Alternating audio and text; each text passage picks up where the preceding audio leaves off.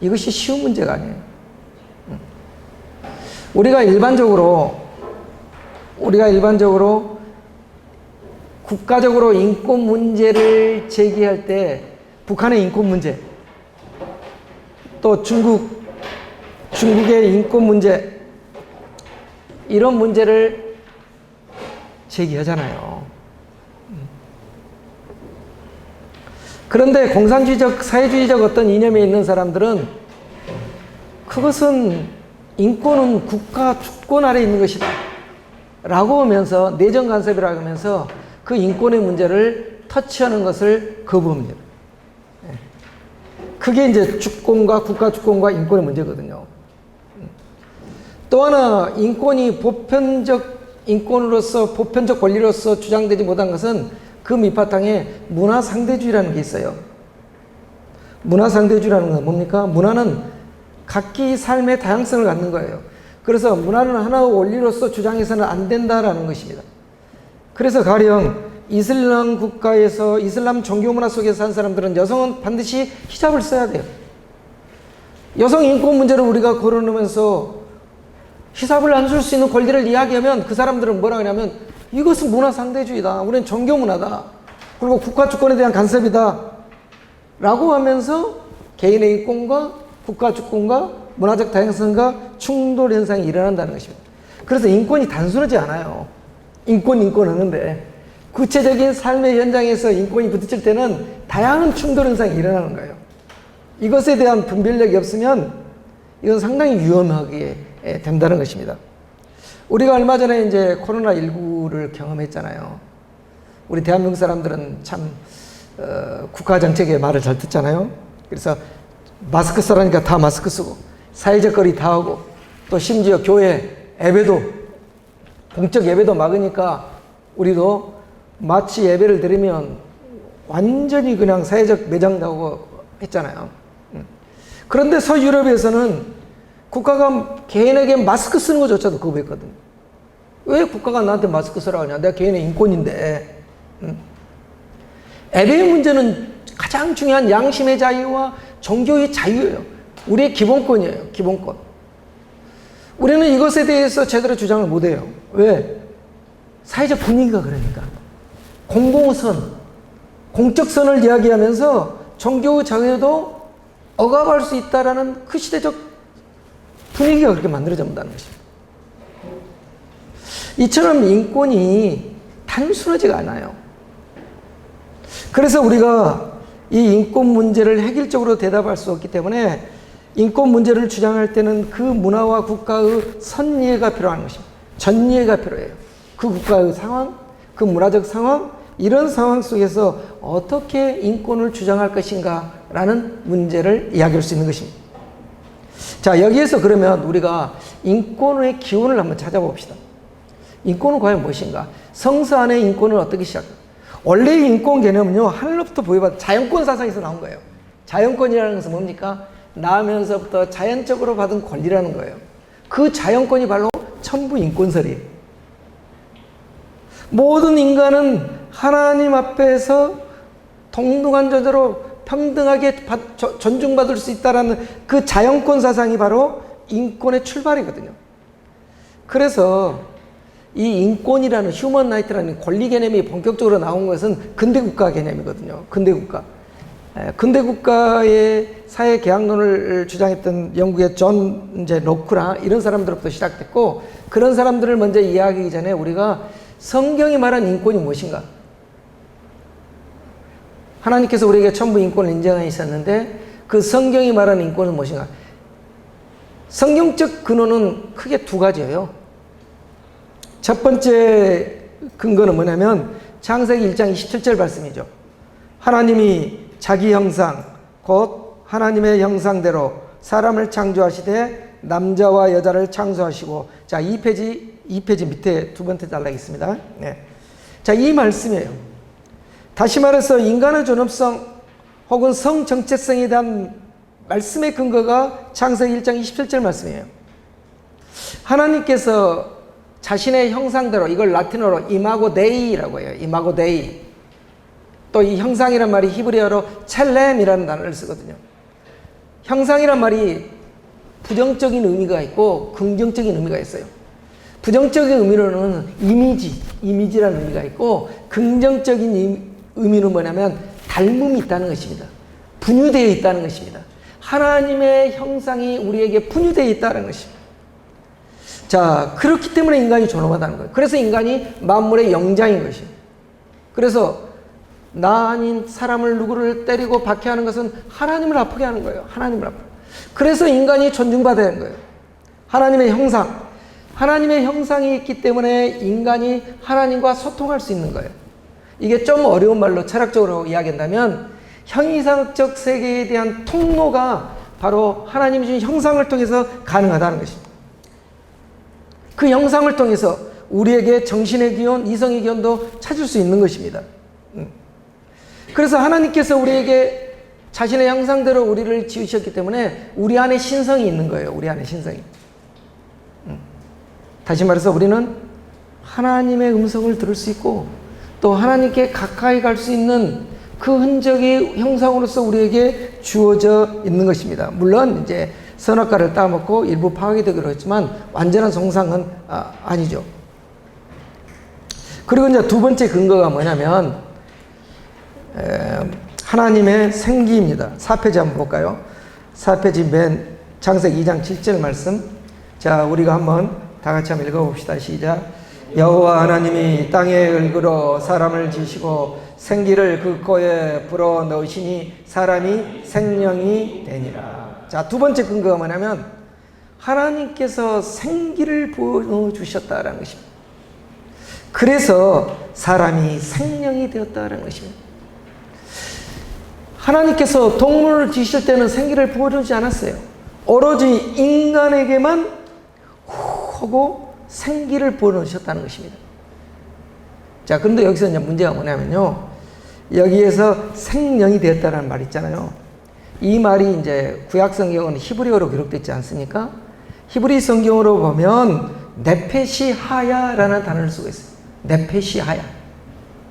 그런데 동물, 생물, 창세기 1장 20절에 보면 하나님이 물들은 생물을 번성하게 하라. 땅 위 하늘의 궁창에 있는 새가 나라 하면서 이 생물이라는 말에도 네페시 하야를 쓰고 있다는 것입니다. 여기에서 이제 일반적으로 학자들이 헷갈리기 시작하는 것입니다. 하나님이 사람도 네페시 하야고 동물도 네페시 하야네? 그러면 인간과 동물의 차이가 없네? 이렇게 볼 수 있지 않겠습니까? 언어적 개념이라면 이제 이것은 히브리어 네페시의 개념을 어떻게 해석하느냐가 다른 문제고, 또 하나 중요한 것은 뭐냐면 동물을 지으실 때는 하나님은 생기를 넣었단 말이 없어요. 오로지 인간을 창조했을 때만 하나님께서 니시마트 하임이라고 이제 히브리어로 숨을 불어 넣으셨다는 것입니다. 그렇기 때문에 인간에게 불어준 생기는 동물의 생기하고는 차원이 다르다는 거예요. 차원이. 그래서 이제 네페시 하야만 번역을 한다면 이제 이게 조금 어려운 이야기인데 과거의 킹 제임스 번역은 리빙 소울로 번역을 해요. 리빙 소울로. 우리가 수 적으니까 조금 어렵게 이야기합시다. 소울. 이 소울이란 말이 뭐냐면 영혼이란 말이에요. 영혼. 스피릿이 아니라, 그러니까 히브리어에 루아흐라는 말이 있고 네페시라는 말이 있어요. 그 다음에 바사르라는 말이 있는데 이 루아흐라는 말이 일반적으로 스피릿이거든요. 정신이라는 말을 쓰고 네페시라는 말은 소울이에요. 소울. 영혼, 혼. 이제 이것을 헬라어로 말하면 푸시케라고 해요. 푸시케.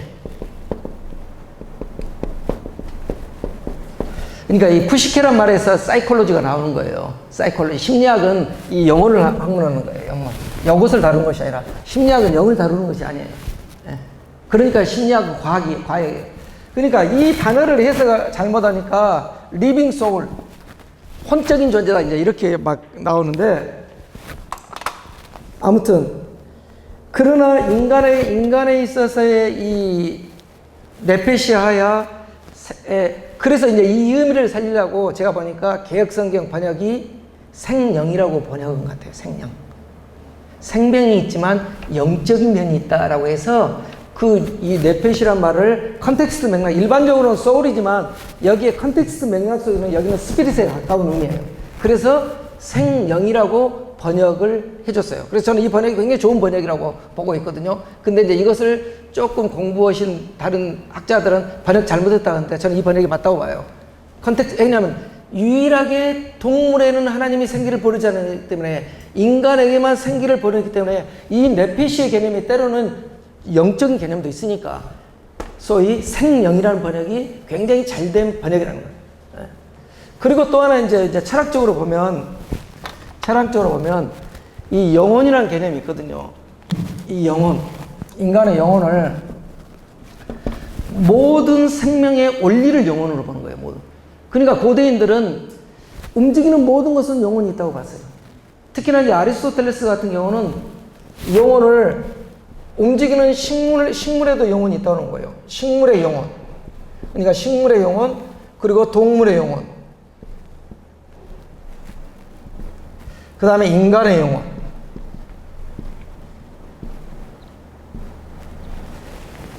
그래서 우리는 일반적으로 그러잖아요. 영혼이라는 개념을 어디서 맥락 속에 쓰냐를 잘 봐야 돼요. 어떤 사람은 동물과 인간의 차이를 인간만 영혼이 있고 동물은 영혼이 없다 이렇게 하잖아요. 이제 이분은 이제 영혼의 개념을 좀 다른 깊이 있게 보는 거예요. 근데 일반적으로 우리가 이야기할 때는 그렇잖아요. 예를 들자면 저도 저희 집에 고양이 있지만은 고양이도 감정을 느껴요. 애로움을 타요. 또 아침마다 제 방 앞에서 밥 주라고 해요. 고양이도 영혼이 있는 거예요. 그러나 고양이는 정신은 없지, 영은 없지요. 다시 말해서 고양이가 죽음이 뭘까? 하나님은 존재하는가? 영원한 것은 뭔가? 이런 고민을 않잖아요. 그게 바로 정신의 기능이에요. 그 정신의 기능을 하나님께서 느시마타임, 생기를 부어넣어주면서 생겼다라는 것입니다. 여기에 인간의 존엄성이 있는 거예요. 그래서 여기에 인간의 영혼은요, 이 동물과 식물에 있는 영혼과 같으면서도 독특한 구별된 것이 있는 거예요. 독특한 구별된 것. 아리스토텔레스는 그것을 사유기능이라고 봐요. 이것을 사유기능. 아까 말했던 거, 영혼은 불멸하는가? 자유는 무엇인가? 인간은 죽음 후의 삶은 무엇인가? 신은 존재하는가? 자, 이런 문제는 동물은 할 수 없잖아요. 영혼은 있지만. 그러나 인간만 가질 수 있는 거예요. 인간만. 그래서 이걸 좀 어려운 말로 형이상적 세계를 가는 창을 갖는 게 인간이라는 거예요. 그걸 누가 주셨겠어요? 하나님이 주셨다는 것입니다. 하나님이 어떻게 생기를 불어넣으면서 여기에 인간의 존엄성이 있는 거예요. 인간과 동물의 본질적 차이가 여기에 있는 것입니다. 여기에. 그래서 자, 그 내용을 제가 이제 5페이지까지 싹 썼어요. 5페이지가 쓰면서 그러기 때문에 하나님께서 인간을 만물의 영장으로 세우면서 인간에게 뭐예요? 책임 윤리를 주신 거예요. 그 책임 윤리의 말씀이 창세기 1장 28절이에요. 자, 5페이지 한번 봐볼까요? 5페이지 창세기 1장 28절 말씀. 다 같이 한번 5페이지 창세기 1장 28절 말씀 함께 다 읽어봅시다. 시작. 하나님이 그들에게 복을 주시며 하나님이 그들에게 이르시되 생육하고 번성하여 땅에 충만하라. 땅을 정복하라. 바다의 물고기와 하늘의 새와 땅에 움직이는 모든 생물을 다스리라 하십니다. 이 말씀이 실은 대단히 신학적으로 논란이 되고 있는 거예요. 대부분 요즘 생태신학과 생태주의 주장하는 사람들은 이 말씀이 인간중심주의 사상이 여기에서 해서 자연을 파괴하고 자연을 정복함으로써 생태계의 파괴를 가져왔다라고 하면서 비판을 건 건데 이 말씀을 그렇게 해석하면 저는 안 된다고 봐요. 다시 말해서 이 말씀은 뭐냐면 만물의 영장으로서 된 인간에게 생기를 보여내면서 책임윤리를 주신 거예요. 책임윤리. 자연과 생태계와 모든 것을 인간만이 그들을 관리할 수 있는 거예요. 청지기로서의 사명을 주신 거예요. 그렇기 때문에 동물은 권리 개념을 주장할 수 없어요. 요즘 막 동물권 주장하잖아요. 동물권. 에베시안 그러더라고요. 지난번에 어떤 저희 성도 분이 고양이를 너무 좋아하는데 고양이가 이번에 죽었다고 목사님 추도 예배 좀 장례 물론 봐줄 수 있어요. 그러나 동물은 권리 개념을 가질 수가 없어요. 왜 가질 수가 없습니까? 왜 동물권을 주장할 수 없습니까? 왜 그럴까요? 권리 개념은요, 의무 개념이 같이 가는 거예요. 윤리학적 개념으로. 권리의 주체가 된다는 것은 의무의 주체가 또 돼야 된다는 거거든요. 동물이 어떻게 의무의 주체가 돼요? 본능에 따라 움직이는데. 말도 안 되는 주장들을 하고 있는 거예요. 말도 안 되는 주장이. 예. 하나님께서 그래서 인간을 하나님의 형상대로 지으시고 또 생기를 부여해서 똑같은 네페시 하야지만 구별된 네페시 하야로서 생명된 존재로서 만들었다는 것입니다. 거기에 인간의 존엄성이 있는 것입니다. 그래서 요즘 뭐 생태신학이니 생태주의 나오는데 저는 인간 중심주의를 포기할 수 없다고 봅니다. 하나님의 관심은 인간이에요. 그러나 우리가 아주 교만한 인간 중심주의가 아니라 겸손한 인간 중심주의가 돼야죠. 하나님이 주신 자연에 대한 책임 윤리로서 접근해야지. 생태주의라는 건요, 어떤 개념이냐면 모든 피조물의 동등성이에요. 인간도 자연의 일부요. 하나님 우리를 그렇게 지으시지 않았잖아요. 인간을 사랑하기 때문에 맨 나중에 창조하시잖아요. 맨 나중에 다 살 환경 만들어주고 맨 나중에 만약 첫째 날이나 둘째 날 인간 만들었으면 어떻게 버티겠습니까? 맨 나중에 지으면서 이것에 대한 책임 윤리를 보여준 거예요. 근데 이제 요즘 막 철학에서 생태주의 나오고 생태철학 나오니까 신학도 거기에 따라가가지고 생태신학이라는 것은 학문적으로도 맞지 않아요. 제가 봤을 때. 이게. 근데 생태윤리는 맞아요. 생태윤리. 우리가 하나님의 만물의 영장으로서 하나님의 형상을 받은 자로서 자연과 생태를 책임져야 할 윤리는 맞아요. 윤리는. 근데 그냥 거기로 막 이렇게 휩쓸려 가는 거예요. 이렇게 휩쓸려 가는 거예요. 인권의 문제도 너무 제가 이제 그걸 본 것입니다. 그래서 자, 성산의 인권은 크게 두 가지라고 있어요. 첫 번째 임하고데이, 하나님의 형상으로서. 또 하나 하나님께서 우리의 인간에게만 생기를 부여줬던 것. 그 생기 능력을 통해서 인간의 이성적 사유가 시작된 거예요.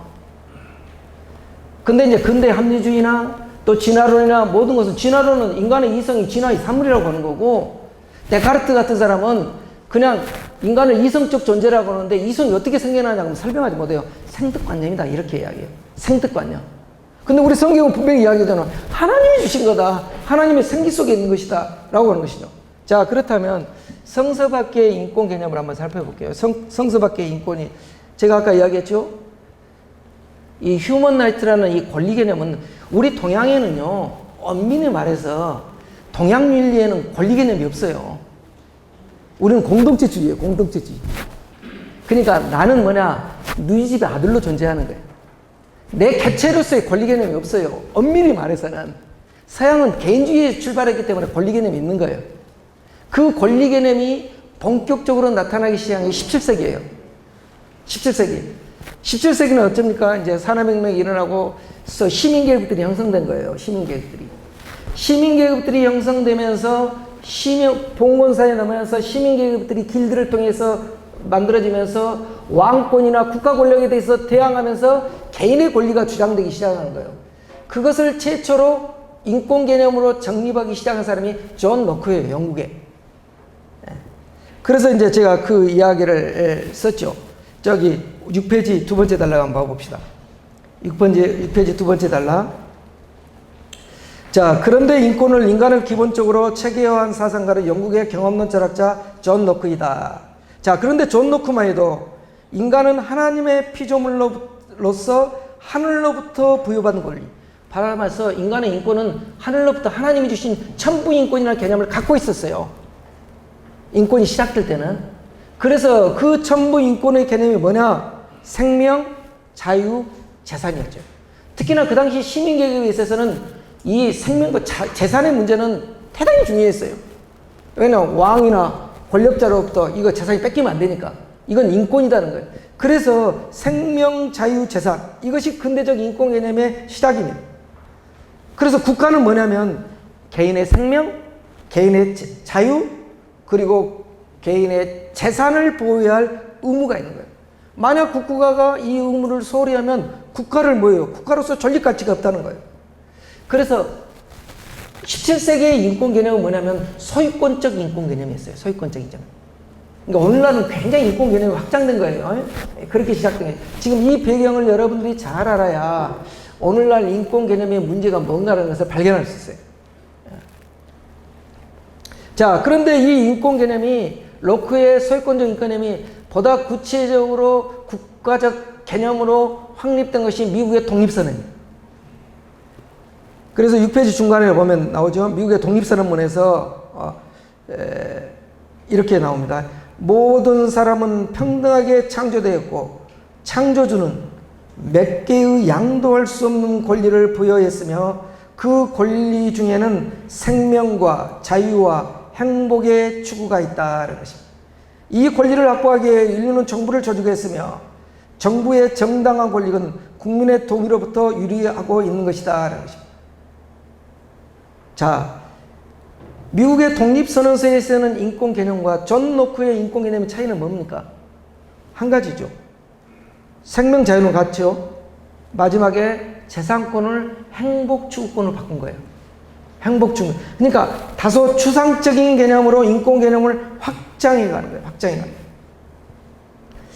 그런데 서유럽의 인권, 미국의 인권 개념의 근본 바탕은 뭐예요? 창조주 하나님이 주신 것이다 라는 것을 바탕에 깔고 있는 거예요. 천부 인권을 깔고 있는 거예요. 무슨 말인지 알겠죠? 하나님을 깔고 있는 거예요. 자, 그런데 이러한 개념들이 영국이 이제 산업혁명이 일어나면서 서유럽이 경제적 갈등을 심하게 겪잖아요. 부익부 빈익빈 현상이 굉장히 심하게 되잖아요. 그것을 칼 막스가 본 거예요. 칼 막스가 보면서 정말 노동자들의 권리가 너무 많이 깨지고 있다. 인권이 깨지고 있다는 걸 보기 시작한 거예요. 칼 막스가.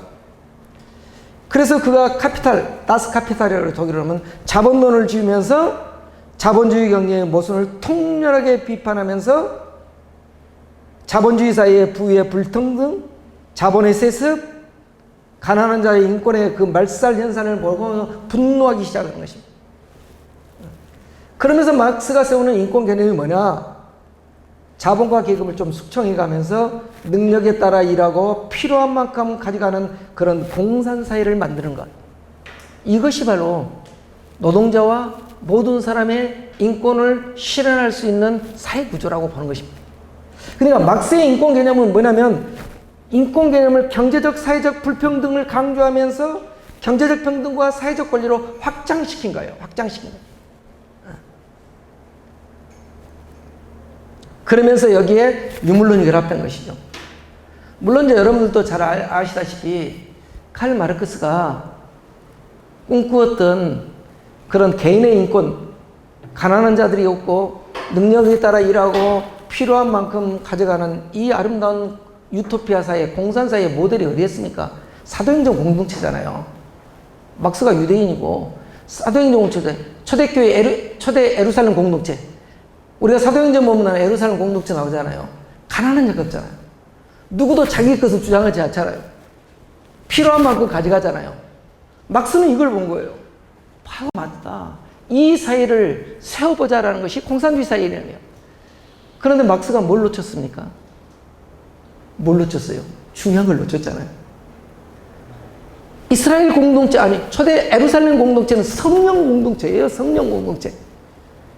사회 구조를 인간이 만들고 잘 산 사람들을 뺏어갖고 그렇게 만드는 것이 아니라 성령이 임하면서 성령 공동체로 이루어지는 거예요. 그걸 놓친 거예요, 막스는. 인간의 이성과 과학과 합리성에 의해서, 인간의 노력에 의해서 유토피아 사회를 만들 수 있다는 착각을 한 것입니다. 그러니까 진보적 가치 속에는요, 크게 깔려있는 거예요. 진보적 이념 속에는. 전통의 가치보다는 인간의 이성과 합리성과 과학에 의해서 이 땅의 유토피아 사회를 우리 스스로, 인간 스스로 만들 수 있다는 그 생각을 갖고 있는 거예요. 저는 그래서 진보적 이념이 교만하다고 봐요. 교만하다고 봅니다. 칼 막스는 그걸 놓친 거예요. 그러면서 사회 구조만 바꾸면 인권이 다 실현될 줄 아는 거예요. 다 실패했잖아요. 지금 실패하고 있잖아요. 인권을 그런 가치로 본 것입니다. 그래서 마르크스는 이 인권을 이데올로기적 관점에서 재해석을 한 거예요. 물론 이것 자체가 다 나쁘다고는 저는 말하지 않습니다. 제가 그래서 그렇게 썼죠. 필차는 마르크스의 경제적, 사회적 인권이 잘못되었다고 말하고 싶지는 않다. 보편적 인권의 가치가 실현되기 위해서는 사회적 정의가 무엇보다 필요하다는 것입니다. 사실 이 정의의 문제도요, 정말 어려운 신학적 개념이에요. 철학적 개념이죠. 철학적 개념이에요. 성경은 분명하니까. 여러분들 대한민국에서 가장 많이 팔리는 철학책이 뭡니까? 마이클 샌달이 쓴 정의란 무엇인가요? 하버드 대학 교수 마이클 샌달이 쓴 엄청나게 팔렸어요. 우리나라에 와서도 강의하고 막 그랬잖아요. 샌달의 정의론도 여전히 문제가 있어요. 역사적 정의의 문제를 끊임없이 비판해 왔지만 그만큼 정의가 어렵다는 것입니다. 그런데 하나님께서는 구약의 정의와 신약의 정의가 또 다르잖아요. 우리는 밖에서 운동할 때 아모스에 나오는 공의와 정의가 강물처럼 공의가 하수처럼 이 말이 거의 상징적인 마크처럼 이 정의, 사회적 정의를 이렇게 부르짖고 애치잖아요. 그런데 아모스의 정의는 호세아의 헤세드를 통해서 이해해야 돼요. 호세아의 헤세드 인해 없이 그 정의를 이해하면 그거 폭력이 되는 거예요. 야만이 되는 거예요. 구약을 전체적인 컨텍스트 맥락에 보면 하나님의 정의의 개념은 그 개념이에요. 소위 미슈파트, 체데크, 하나님의 체데크의 공의 속에서 미슈파트, 심판 정의를 이루어가는데 거기에는 하나님의 거룩하고 올바른 성품이 들어가 있는 거거든요. 근데 우리는 그 맥락을 빼버리고 소위 동해보복식의 정의를 주장하는 거예요. 소위 말해서 응보적 정의를 정의인 것처럼 착각을 하고 있는 거예요. 응보적 정의를. 그 응보적 정의를 예수님은 어떻게 바꿔버렸습니까? 대속적 정의로 바꿔버렸잖아요. 그때는 뭐예요? 구약의 관점은 뭐예요? 눈에는 눈, 이에는 이. 동해보복은 그 당시에 최고의 법이었어요. 왜냐하면 너 한 명 죽였으면 한 명만 죽여라는 거예요. 2명 죽이면 더 다운 싸움이 나오니까 그만큼만 복수의 한계를 넘기 못하는 것이 굉장히 합리적인 거거든요. 그것도 정의의 개념이에요. 응보적 정의죠. 그 당시의 사람에서. 그런데 예수님은 그것을 어떻게 말했어요? 저 사람의 죄도 내가 감당하는 거예요. 내가 대속하면서 정의를 하는 거예요. 이게 바로 복음에 나타난 정의의 개념이 의의 개념이거든요. 그리스도인이 이걸 알아야 진보적 유물론적 관점에서 정의를 내친 사람하고 다른 길을 걸을 수 있는 거예요. 다른 관점으로 우리는 해야 되는 거예요. 그래서 복음에 이 정의의 개념도 구약과 신약을 덧대면서 정말 복음에 나타난 디카이오 시네라고 해요. 이제 디카이오 시네. 이 하나님의 십자가의 복음에 나타난 이가 뭔가 이것도 잘 이해를 해야 돼요. 제가 제일로 답답한 것은 신학을 공부하고 이제 목사가 되면서 이 정의의 개념, 성경에 나온 정의의 개념을 헷갈리고 있다. 그러다 보니까 목사님도 좀 헷갈리고 있으니까 성도들도 그렇게 이해를 하고 있고. 예수님은 십자가에 달리셔서 가장 첫 번째 한 말이 뭡니까? 저들은 자신의 죄를 알지 못합니다. 하나님이 용서해 주십시오. 무조건적 용서를 이야기하셨거든요. 먼저 용서해라는 거예요. 근데 우리는 뭡니까? 저 사람이 회개하지 않았는데, 반성하지 않았는데 어떻게 우리가 용서할 수 있냐는 조건적 용서를 두고 있는 것입니다. 복음의 반대의 삶을 살고 있는 것이죠. 제가 어떤 강의를 하면서 그 이야기를 했는데 이해를 못 하더라고요. 어떤 장로님이. 그래서 이게 복음입니다. 그건 복음이 말하는 정의가 아닙니다. 우리가 무조건적인 용서할 때 그가 변한다는 거예요. 저는 특히 우리 강주가 그걸 많이 깨달아야 된다고요. 5.18의 문제부터 시작해서 우리가 용서할 때가 됐어요. 이제 용서의 담론이 나와야 돼요. 용서의 담론. 용서할 때 하나님께서 일을 실현하시거든요. 근데 여전히 상처를 덧내서 정의가 이데올로기 개념과 채색돼서 대립관계와 긴장과 갈등과 싸움을 끊임없이 만들어요. 그건 복음의 정의가 아니에요. 인권의 개념도 지금 그렇게 채색되고 있다는 것입니다. 인권의 문제도. 특히나 이 인권의 담론이 전부 사적 유물론 아니면 거기에 이제 진화론이 결합돼서 유물 진화론을 밑바탕에 깔고 있는 사람들이 대한민국의 인권 담론을 다 주장하고 있어요. 인권이라는 말이 너무 좋잖아요. 이게 좋은 것은 예를 들면 우리가 이런 것 같아요. 제가 이걸 느꼈는데 기독교 신앙의 핵심에 정말론 아닙니까? 정말론. 정말론 너무 중요하잖아요. 근데 정말론을 누가 뺏어갔어요? 이단이 뺏어갔어요. 이단이 정말론 신앙 아니에요. 정말론을 우리가 믿어야만이 신앙의 동력이 나오는 거거든요. 근데 정말론을 이야기하지 못, 왜냐면 이단이 가져가 버렸어요. 인권이라는 담론도 그래요, 지금. 인권이라는 담론도 전부 유물진화론을 갖는 사람들이 어떻게 보면 갖고 주된 담론을 이끌고 있는 거예요. 하나님 없이 인권을 주장하는 거예요. 자, 그래서, 근데 이제 미국 같은 거는 좀 달라요. 제가 여기에 썼는데 7페이지 보면, 7페이지 두 번째 단락 위에 한국 사회의 성서 밖의 인권은 대부분 유물론적 진화론을 가지고 있는 사람들에 의해 주도되고 있다. 미국의 경우는 조금 양상이 다르다. 미국은 자유주의자들. 실은 미국에는 동성애나 이런 것을 진짜 자유주의자들이 주장하는 거예요. 자유주의자들. 공동체 사유주의자가 아니라 자유주의자지. LGBTO 나오죠.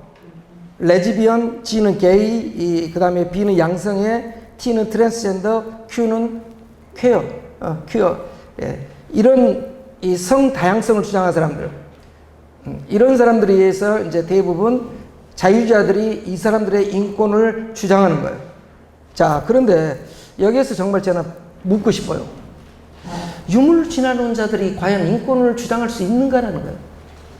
인간이 물질에서 진화된 사물이고, 다시 말해서 인간이 어떻게 보면 유인에서 진화됐다면 인간과 원숭이는 정도상의 차이밖에 없는데 왜 인간만 존중받아야 돼? 원숭이도 존중받아야 되지? 그 밑바탕의 철학이 유물진화론을 가지고 있다면 어떻게 인간만의 존엄성을 주장할 수 있냐라는 거예요. 그건 말이 안 되잖아요. 우리가 좀만 깊이 생각해 본다면, 논리적으로. 그렇다면 이제 그 사람들이 유물진화론을 주장하는 것은 뭐냐면 인간의 이성이 있지 않냐. 이성이라는 것은 누구에게만 있는 거 보편성이잖아요. 그렇다면 이성을 통해서 우리가 합리성을 이끌어낼 수 있다라고 주장하는 거예요. 그러면 그 이성의 기원이 어디냐? 저는 묻고 싶어요. 그러면 유물진화론은 뭐라고 했어요? 진화된 산물이다. 진화된 거다. 진화되다 보니까 이 이성이 생기는 것이다. 그렇다고 한다면 원숭이와 인간은 IQ가 2자리나 3자리 차이밖에 없어요. 그러면 왜 인간만 존중받아야 돼? 왜 인간이 존엄해? 인간의 존엄성에 대해서 유물진화론은 말할 수 없다는 것입니다. 우리가 인간의 존엄성을 이야기하는 단 2가지. 임하고 데이. 하나님의 형상으로서 존재했기 때문에. 하나님께서 흙과 같은 흙먼지 속에 소위 니시마타임, 생기를 보여냈기 때문에 이 2가지밖에 없다는 거예요. 제가 볼 때는. 그래서 인간이 존엄한 것이지, 유물진화론 관점에서 보면 왜 인간이 존엄해요? 똑같이. 그런데 이들에 의해서 진보적 담론을 이끄는 이 사람들이 대부분의 인권을 개념은 이데올로기적 인권이에요. 편향된 이념의 인권. 그런 차원에서 요즘 이제 동성애 인권 주장하죠. 인권의 이름으로 포괄적 차별금지법, 그 다음에 젠더 평등, 그리고 이제 더 나아가서 우리가 이제 이슬람들이 많이 들어오고 있잖아요. 이제 이슬람 사람들이 와서 모스크를 세우는 것도 저는 막지 못한다고 봐요. 좀 가면은. 이제 이것은 인권의 이름으로 많은 것들을 열어줄 수밖에 없어요. 인권의 이름으로. 솔직히 저도 제가 45세에 회심하기 전에는 동성애를 찬성했어요. 논리적으로 동성애를 비판할 것이 없어요. 논리적으로 싸우자면은. 그 문제들을 이제 성경을 공부하면서 하나님을 인격적으로 만나면서 다시 보게 되는 거예요. 그들이 주장하는 성평등이라는 말을 우리는 잘 이해해야 돼요. 성평등이 남자와 여자의 다름을 인정하자, 그 개념이 아니에요. 생물학적 성의 평등의 개념이 아니에요. 젠더 평등이라는 것입니다. 젠더 평등. 이 젠더라는 개념을 잘 이해해야 돼요. 이 젠더라는 개념은 뭐냐면 성이라는 것은 사회적, 문화적 환경에 의해서 형성된 거라고 보는 거예요. 생물학적으로 고정된 거 아니라. 이것을 최초로 주장한 사람은 시몬 보바르라는 여인이에요. 제2의 성이라는 그 책을 쓰면서 저희 장폴 사르트르의 연인, 계약 결혼한 연인이잖아요. 보바르가 성은 고정된 것이 아니라 생물학적으로 결정된 것이 아니라 사회적으로 문화적 환경으로 만들어진 것이다라는 개념이 젠더 개념이에요. 오늘날 인권의 이름으로 다양한 젠더가 존재할 수 있다는 거예요. 다양한 젠더가. 그게 바로 성평등이에요. 젠더 평등이에요. 그러니까 우리가 이제 기독교 안에 우리 안에 교회 안에 양성평등할 때 그 개념을 잘 정립을 해줘야 돼요. 양성평등 집회한다고 따라가면 안 된다는 것입니다. 젠더 평등을 주장하는데 왜 거기를 가냐 이 말이에요. 왜? 우리는 생물학적으로 하나님의 구별된 두 성만 성경에 나오는데 그러면 하나님 믿지는 말든가. 하나님이 남자와 여자만 창조하다고 제3의 성은 존재하지 않는다고 성경에 나는 기록되어 있는데 이것들이 요즘 너무 흔들려 버렸다는 것입니다. 그래서 성은 다양하게 만들어줄 수 있다. 제3의 성도 존재할 수 있다라는 거예요. 그래서 이제 작년에 2024년에 파리 올림픽에 출전한 미국의 육상선수 니키 힐치 그가 뭐라 했습니까? 자신의 성을 어떻게 말하겠어요? non-binary transgender라고 했어요. 그 전에는 트랜스젠더는 수술하잖아요. 수술. non-binary transgender는 수술 않고 스스로 내가 여성이면 여성이에요. 스스로 내가 성을 결정한다는 것이. 내가 스스로 정해서 나 오늘부터 나는 아무래도 나 여성 같아. 나 여자 할 거야. 하고 결정하고 여자라면 그것을 누가 인정 안 해주고 차별하면 호발당하는 거예요. 그게 차별금법. 그게 뉴욕의 인권법이에요. 이게 바이든 행정부의 기조가 뭐냐면 다양성 기조예요. 다양성이었어요. 다양성. DEI였어요. Diversity, Equality and Inclusion. 이렇게. 다양성과 그다음 공평성과 포괄성, 포용성 이 이념으로 오면서 제3을 성을 존재하니까 미국의 여권에는 X가 있었잖아요. X. 메일, 피메일, X. 이 X의 출수도 있었잖아요. 이것을 누가 없애버렸어요? 트럼프가 등장하면서 이걸 손보기 시작했잖아요. 물론 저는 트럼프가 다 맞다고는 보지 않아요. 이 점은 맞아요. 이 점은 좋아요. 그러니까 우리가 어떤 사태를 볼 때 너무 편향된 갈라치기로 보면 안 되거든요. 근데 우리 한국 사회는 뭐냐면 이거 아니면 저거예요. 그 건별로 다시 봐야 돼요. 건별로 봐야 돼요. 이 사건에 대해서는 내가 진보적 입장을 취할 수 있어요. 그러나 이 사건의 입장에서는 보수적 입장을 취할 수 있다는 것이면 이게 예수님의 진리 방법이거든요. 그러니까 예수님은 지그재그로 걸어요. 이렇게. 때로는 진보, 때로는 보수로 가기도 해요. 예수님. 그러니까 우리 통합 측 목사님들 보면 그냥 왼쪽에 첨단에 있는 사람이 있고 오른쪽에 선대에 있는 사람이 있는 거 아닙니까? 근데 예수님은 항상 오른쪽 우파만 아니고 항상 좌파만 아니에요. 케이스 바이 케이스예요. 그래서 여기서 우리가 신학적 지식이 굉장히 중요한 거예요. 어쩔 때는 우리가 이 갈지자를 잘 걸어야 돼요. 갈지자를 잘 걸을 수 있어야 돼요. 근데 우리 사회는 갈라치기 하잖아요. 좌 아니면 우야. 프레임 짜가지고 좀 틀리면 99프레임 쓰여가지고 그걸로 뭘 하셔. 이걸 깨야 되거든요. 이게 빠져버리면 그다음부터는 안 먹혀 들어가더라고요. 교인들도 안 먹혀 가요. 이야기를 해주면 안 먹혀도 안다는 것입니다. 왜 그러냐면 이미 프레임이 고정됐기 때문에 생각이 프레임 속에 고정되어 있다는 것입니다. 이것이 깨지지 않아요. 그래서 계속 강구하는 게 제가 뭐냐면 나는 예수당이다. 예수당이다. 우리의 기인류의 가치는 뭐냐? 성경의 기준을 해서 때로는 좌로 가고 때로는 우로 갈 수 있어야 되는데 왜 이렇게 한쪽 프레임으로 우리가 가느냐? 라는 것입니다. 이 인권의 문제는 특히 더 그런 것입니다. 동성애를 한번 제가 생각해 봤어요. 동성애를 비판할 수 있는 근거가 뭡니까? 저는 이 동성애 문제 가지고 제가 이제 20년 전에 대학에 있을 때 학생들과 많이 토론을 했어요. 대학생들의 한 70%, 전남대학교 70% 이상은 다 동성애 찬성이에요. 70% 이상은. 물론 그 당시에 저도 찬성했고, 이 동성애에 대한 논적이 대부분 토론을 해보면요, 성의 본질이 뭔가의 문제로 다퉈요. 성의 본질이 뭡니까? 성의 본질은 크게 두 가지잖아요. 생식과 쾌락이에요. 쾌락을 이제 좀 멋진 말로 하면 에로티시즘이죠. 하나님은 우리에게 이 두 가지를 다 주셨잖아요. 그러니까 성경의 성적 관계에 대한 최초의 표현은 창세기 4장 4절이에요. 여기 봐봅시다. 8절 봐봅시다. 8페이지 밑에 한번 같이 창세기 4장 4절 한번 읽어봅시다. 시작. 아담이 그의 아내 하와와 동침하며 하와가 임신하여 가인을 낳고 이르되 내가 여호와로 말미암아 등남하였다 아니라.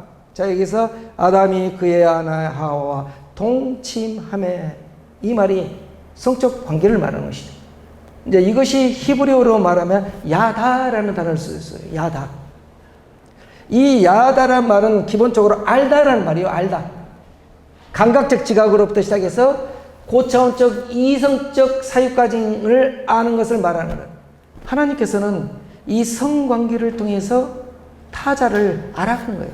나 아닌 다른 사람을 알아가는 거예요. 성적 관계를 통해서. 부부간에 서로를 알아가는 거예요. 하나님께서는 이 부부간에 하나됨의 선물로서 가인을 주셨다는 거예요. 가인. 그래서 아담이 내가 여호와로 말미암아 등남하였다. 성의 첫 번째 본질이 뭡니까? 생식이라는 것입니다. 생식 가능해야 된다는 것입니다. 생식 가능해야 된다. 그러죠? 근데 성이 생식만 있으니까 친밀감 되는 거예요. 부부간의 친밀감을 유지하기 위해서 하나님께서 주신 거예요. 그런데 동성애자들은 뭐냐면 성을 이 친밀감, 다시 말해서 에로티즘에서 관점에서 이야기한다면 동성애를 비판할 근거가 없어요. 우리가 동성애를 비판할 근거는 뭡니까? 생식 불가능하다는 거예요. 그런데 이러한 주장에 대해서 오늘날 과학기술이 발전하고 시험관 학이나 대리모나 다양한 방법으로 다음 세대를 가질 수 있는데 그것이 뭔 말이다냐. 오히려 에로티시즘이야말로 쾌락 에로티시즘이야말로 인간과 동물을 구별하는 본질적 기능이라고 주장을 해요. 왜 그럴까요? 동물은 발정할 때만, 생식을 원할 때만 성적 관계를 하거든요. 근데 인간은 그게 관계없이 하잖아요. 에로티즘 자체가 목적이 돼서 인간은 성적 관계를 하잖아요. 이게 동물과 본질적으로 다른 성적 차이예요. 이것에 대해서 써놓은 사람이 빠따이유예요. 프랑스의 이제 문화학자. 제가 과거에 이런 책도 글도 썼습니다만은 빠따이유. 빠따이유라는 사람이 에로티즘을 인간의 성의 본질로 보는 거예요. 그러니까 동성애자들은 이성에 관해 느낌이 없잖아요. 동성 간에 더 큰 에로티즘을 느끼는 것이죠. 이것이 뭐가 잘못됐냐라는 것이, 이것이 뭐가 잘못됐냐. 이것이. 그러면 우리가 또 비판할 게 뭔 거예요? 자연적이지 못하다는, 정상적이지 못하다는. 뭐가 자연적이고 뭐가 비자연적이냐. 정상적인 거가 비자연적인 것이 기준이 뭐냐. 이렇게 덤비는 것이. 이게 프랑스의 대학 입학 시험에 바칼로레아 논술 시험이 있어요. 논술 시험에 대부분 이런 문제가 나와요. 대학생 우리가 그래서 이제 논술 문제를 따는데 정성과 비정상의 차이는 뭔가? 정성과 비정상의 기준이 뭔가? 이게 논리적으로 따지면 복잡해요. 옛날에는 우리가 왼손으로 글씨 쓰면 막 혼났어요. 너 왜 왼손으로 써? 하면서 오른쪽으로 막 그래. 왼손으로 쓰면 비정상 같잖아요. 그래 오른손으로만 정상으로 그걸 배웠잖아요. 근데 왼손으로도 글 쓰잖아요. 얼마든지 요즘은. 동성애를 주장하는 사람들은 그건 사회적 관습이다. 그렇게 훈련받았기 때문에, 이성 간의 관계만 훈련받았기 때문에 그걸 정상이라고 생각하는데, 동성애의 역사는 인류가 시작되면서부터 있었다. 그러니까 철학자 플라톤의 심포지엄이라는 책을 보면 거기서 동성애가 나오거든요. 인류의 신화적 이야기를 하면서. 물론 소크라테스도 소년애, 그리스 사람들이 하는 소년애를 즐겼고, 사도 바울은 이걸 어떻게 비판할까요? 사도 바울. 로마서를 보면 사도 바울은 이것에 자연성을 두고 비판해요. 자연스럽지 못하다는 것입니다. 그 자연스러움은 뭐냐면 하나님의 창조 질서에 맞지 않다는 거예요. 그 논리거든요. 그게 이제 9페이지에 제가 썼어요. 9페이지 밑에 두 번째 단락, 로마서 1장 26절에서 27절. 26절에서 27절 있잖아요. 거기 한번 같이 한번 읽어봅시다. 시작. 그들의 여자들도 순리대로 쓸 것을 바꾸어 영리로 쓰며 그와 같이 남자들도 순리대로 여자 쓰기를 버리고 서로 향하여 음욕이 불릴 듯하며 남자가 남자와 더불어 부끄러운 일을 행하여 그들의 그릇 때문에 상당한 보응을 그들 자신이 받았느니라. 자, 여기서 순리대로란 말이 피시코스, 이제 피직이란 말에서 이제 물리학, 자연학이란 말이 나오거든요. 피시코스란 말은 내처럴이란 말이에요. 자연스럽죠. 그러니까 동성애는 자연스럽지 못하는 것이, 자연스러운 것을 영리로 바꿨다라는 것은 뭐냐면 언내처럴, 부자연스러운 것. 그러니까 자연스러운 건 뭐예요? 하나님이 창조 질서에 맞게 써야 되는데 하나님의 창조 질서에 거슬려 썼다는 것입니다. 이 자연성을 갖고 동성애를 비판하는 것입니다. 그러면 이거에 대해서 그 동성애라는 비판할 논리적 근거는 없을까요?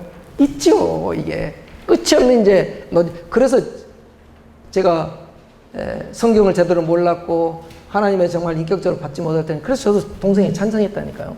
논리적으로 맞으니까, 논리적으로 이걸 비판할 수 없으니까 이런 문제를. 그래서 제가 이렇게 쓴 거예요. 저기 10페이지 위에서 네 번째죠. 10페이지 위에서 네 번째죠. 필자는 여기서 동성애의 찬반을 정확하게 다루고 싶지는 않다. 이것은 진부한 소모적 논쟁으로 치달을 수 있다. 여기서 우리가 주목해야 할 것은 진리의 판단 기준이다라는 거예요.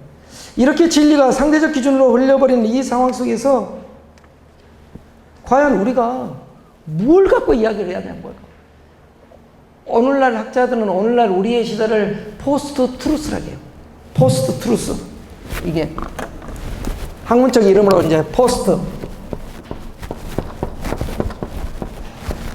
트루스라는 거예요. 이 트루스란 말이 진리란 말이잖아요. 이 포스트란 말을 많이 들어봤죠. 포스트 모더니즘. 막 이렇게. 이게 탈이란 말이에요. 진리, 탈진리의 시대가 되었다는 거예요. 다시 말해서 진리가 거짓이 되고 거짓이 진리가 되어버렸어요. 거짓도 많은 사람들이 여치면 진리가 되어버려요. 유튜브도 말 따르고 막 메스 말라니까 혼돈의 시간이 된다는 거예요. 다시 말해서 오늘날 우리의 시대는 각자의 소견대로야. 사사키의 결론처럼 각자의 소견대로 가버린다는 것입니다. 이러한 가운데 우리가 그래도 붙들릴 것은 뭐냐면 성경적 가치관과 성경적 진리밖에 없다는 것입니다. 오늘날 인권은 이미 야누스적 두 얼굴이 되어버렸다는 것입니다.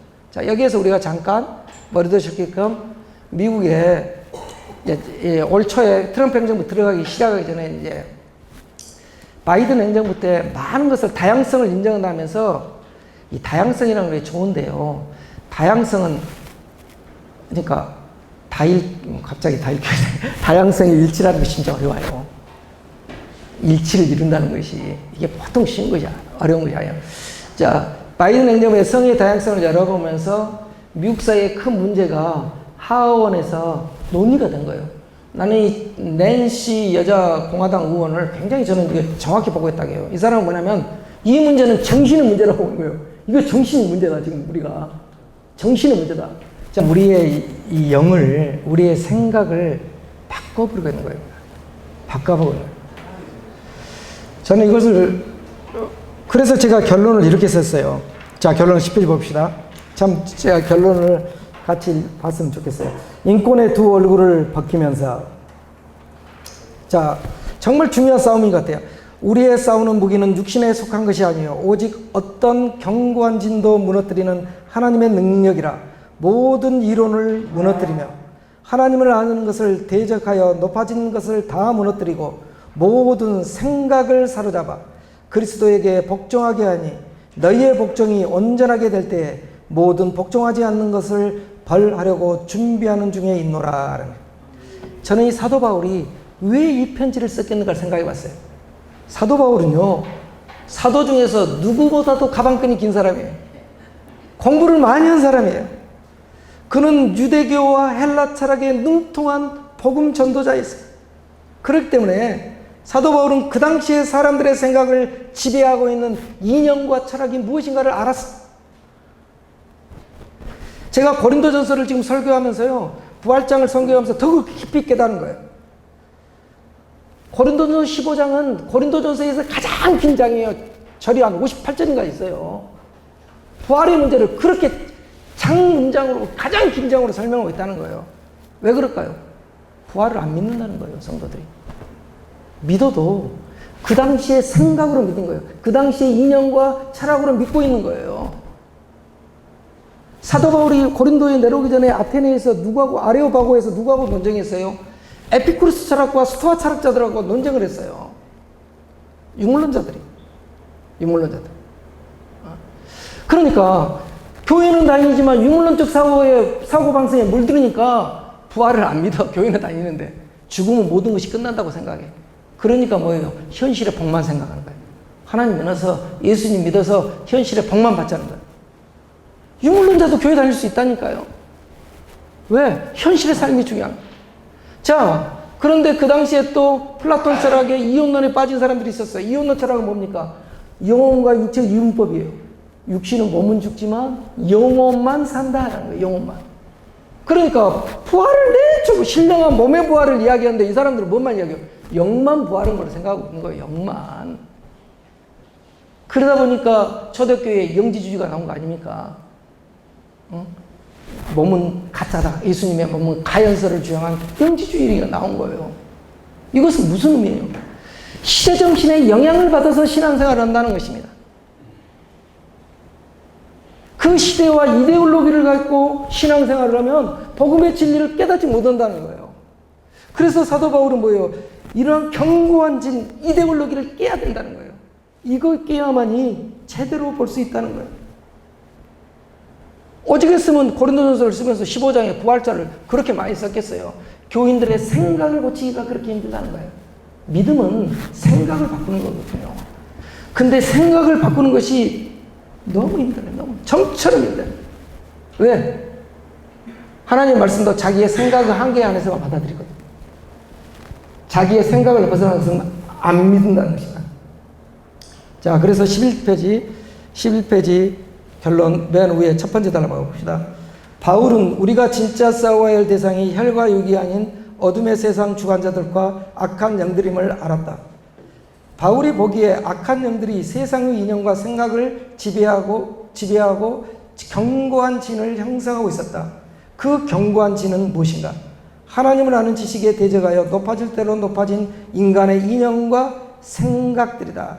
저는 이것이 유물진화론이라고 보는데, 교회는 다니지만 이 같은 이념에 물들면 그 이념으로 하나님의 말씀도 보게 된다.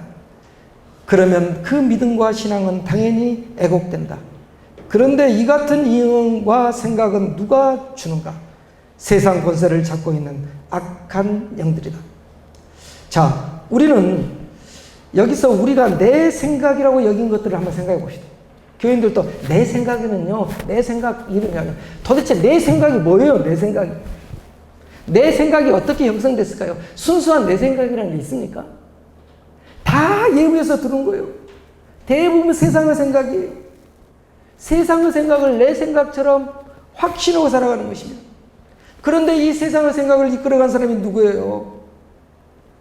때로는 광명의 천사의 탈을 쓰고 현란한 논리를 구상하는 이즘 아닙니까? 이데올로기 아닙니까? 이념 아닙니까? 그걸로 바라본다는 것입니다. 필자는 오늘날 우리 사회를 지배하고 있는 견고한 진화론적 유물론으로 보고 있다. 진화론적 유물론은 과학의 탈을 쓰고 세상을 지배하는 주된 이념이 되었다. 엄밀히 보면 그들의 철학과는 대치된 인권도 이제 그들이 주도하는 담론이 되었다. 그들은 인권의 이름으로 기존의 가치 체계를 무너뜨리고 신인류를 주장하고 있다. 우리는 하나님이 주신 천부 인권 앞으로 다시 돌아가야 한다. 세상이 온통 인권의 이름으로 우리를 유혹한다. 유혹할 때 말씀의 거울로 비추면서 하나님이 말씀하신 인권으로 돌아가야 한다. 그렇지 않으면 그럴듯한 인권의 이름 앞에서 우리의 생각도 오염되고 결국 발람의 길을 걷게 된다. 요즘 제가 민수기를 묵상하니까 발람 썼습니다. 이제 인권의 두 얼굴을 벗길 때가 되었다. 진리의 영이신 성령의 능력으로 세상의 경관진을 깨고 하나님을 아는 바른 지식 위에 우리의 믿음과 인권을 바로 세울 때가 되었습니다.